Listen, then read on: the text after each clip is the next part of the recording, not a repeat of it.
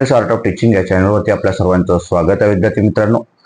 विद्यार्थी मित्रांनो, मुख्यमंत्री युवा कार्य प्रशिक्षण योजना म्हणजेच लाडका भाऊ योजना या संदर्भाने आजचं काय अपडेट आहे सोबतच आपल्या ज्या विद्यार्थ्यांचे जे प्रश्न आहेत आणि त्यांची उत्तरं सुद्धा, जे दिलेले कमेंट्स आहेत आपले आणि त्यांची उत्तरं सर्व आपण या व्हिडिओमध्ये बघणार आहोत विद्यार्थी मित्रांनो. आणि त्या प्रश्नांची उत्तरं ही आपल्या सर्व मनातील असणाऱ्या प्रश्नांचं उत्तर जे आहे ते निरसन करणार आहे, आपल्या समस्येचं निरसन करणार आहे. त्याकरिता हा व्हिडिओ संपूर्ण बघा, जेणेकरून तुमच्या मनात असलेल्या प्रश्नाचं संपूर्ण उत्तर आपल्या या व्हिडिओतून मिळणार आहे.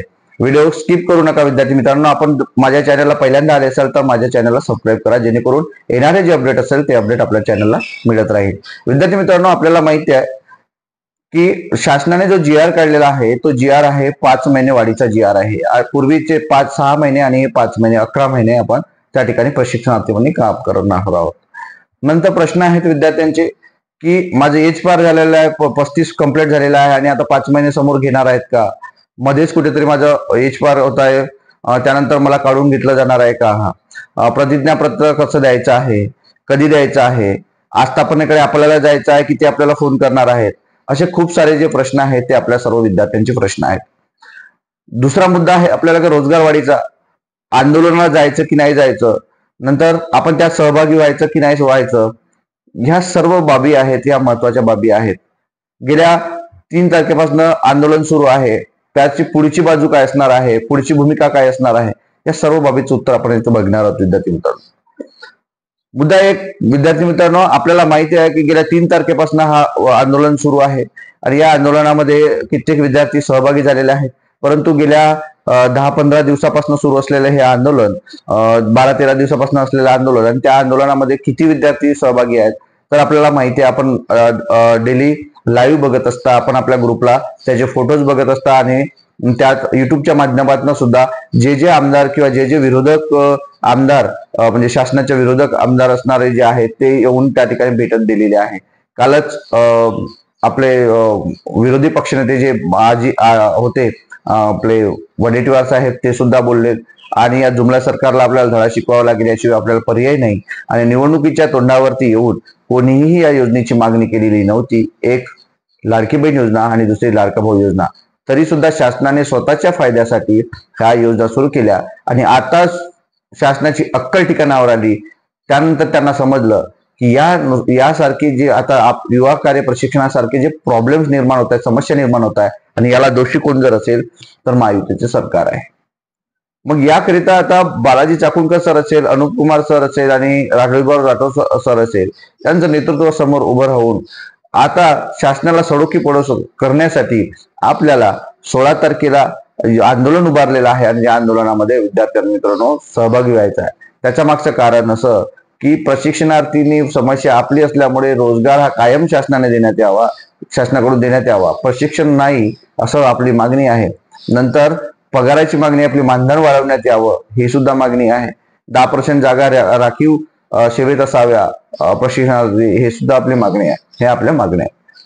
विषय दुसरा आहे की आपल्या विद्यार्थ्यांचं जे 5 महिने कार्यकाळ वाढला आहे. मग हे 5 महिने कार्यकाळ वाढला तर मग ज्या विद्यार्थ्यांचं वय संपलेलं आहे, म्हणजे ज्याचं विद्यार्थ्यांचं एज पार झाले, 18 ते 35 कार्यकाळ वाढेल, म्हणजे आपलं हे होतं, पात्रता होती, आपली एज क्रायटेरिया होता, यामध्ये जर 5 महिने संपलेले असतील त्या विद्यार्थ्यांचे, तर त्यांनी काय करायचं. तर विद्यार्थी मित्रांनो, तुम्ही जर जॉईन झाले ते हे सुद्धा आपल्याला माहिती आहे. मग जॉईन जर आधी होत असाल तर एज पारीचा काही संबंध नाही.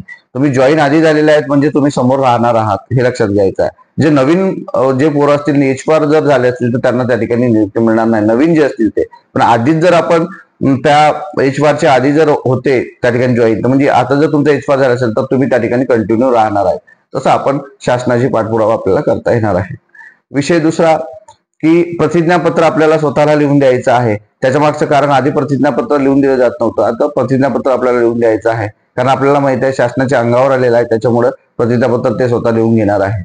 नंतर ते स्वतःहून आपल्याला फोन करणार आहेत का, ज्यांचं कार्यकाळ संपलेला आहे, तर आपल्याला त्याची गरज आहे. आपण स्वतः त्या जबाबदार म्हणून आपण स्वतः त्या कार्यालयाशी, आयुक्तालयाशी किंवा आस्थापनेशी तुम्हाला स्वतःला संपर्क साधायचा आहे, जेणेकरून तुम्ही जर त्यांच्यासोबत संपर्क साधत राहिले तर तुम्हाला त्याचा लवकर फायदा होणार आहे, नुकसान होणार नाही. आपल्याला हेही माहिती आहे की आपल्या विद्यार्थ्यांचं खूप सारं नुकसान पण झालं आहे, पगाराच्या बाबतीत पण नुकसान झालेलं आहे. मग ते काही विद्यार्थ्यांची पात्रता चांगली असून सुद्धा त्यांना 6,000 आणि 8,000 रुपये मिळत आहे. 10,000च्या पात्रते असणाऱ्या विद्यार्थ्यांचं हे सुद्धा नुकसान आपल्या विद्यार्थ्यांमुळे झालं आहे. त्याच्यामुळे त्या आस्थापनेशी टच असणं गरजेचं आहे. आपण त्या आस्थापनेला वारंवार भेट देत राहणं गरजेचं असणार आहे. हे महत्वाचा विषय असणार आहे विद्यार्थी मित्रांनो. नंतर काही विद्यार्थ्यांचा पगार झालेला नाही, मानधन झालेलं नाही. आपल्याला माहिती आहे विद्यार्थी मित्रांनो की मानधनाची प्रोसेस व्हायला 1 महिना लागत असतो, म्हणजे 20 ते 25 दिवस लागत असतात. आणि सर्वांचा पगार होत आहे असं कोणतेही विद्यार्थी नाही की त्यांचे गेल्या 5 महिन्यापासून पगार नाही आहे, की गेले 6 महिने आम्ही संपूर्ण काम केलं पण एकही आम्हाला मानधन मिळालेलं नाही, असं नाही. लेट होत आहे परंतु सर्वांना थेट पगार मिळत आहे हे सुद्धा लक्षात घ्यायचं आहे. मानधन मिळत आहे हे लक्षात घ्यायचं आहे. त्यामुळे सर्व विद्यार्थ्यांना सांगू इच्छितो की आपण आपल्या आस्थापनेशी संबंधित असणं गरजेचं आहे. त्यांना भेटत राहणे गरजेचं आहे, तर त्यांना फोन करत राहणे गरजेचं आहे. आणि यानंतर तुम्हाला सर्वांना ऑर्डर मिळणार आहेत हे सुद्धा लक्षात घ्यायचं आहे. आणि 5 महिन्याचा कार्यकाळ पूर्ण करायचा आहे. पुढील जी दिशा असणार आहे ते आपल्याला दिशा समजणार आहे. कायमस्वरूपी अपडेट हे आपल्या युट्यूबच्या चॅनलवरती मिळतच आहे विद्यार्थी मित्रांनो. त्याकरिता हा जो व्हिडिओ आहे, ही जी माहिती आपल्याला कशी वाटली हे सुद्धा कमेंट बॉक्समध्ये कळवा. आणि माझ्या या चॅनलला अधिक माहितीसाठी सबस्क्राईब सुद्धा करा. धन्यवाद.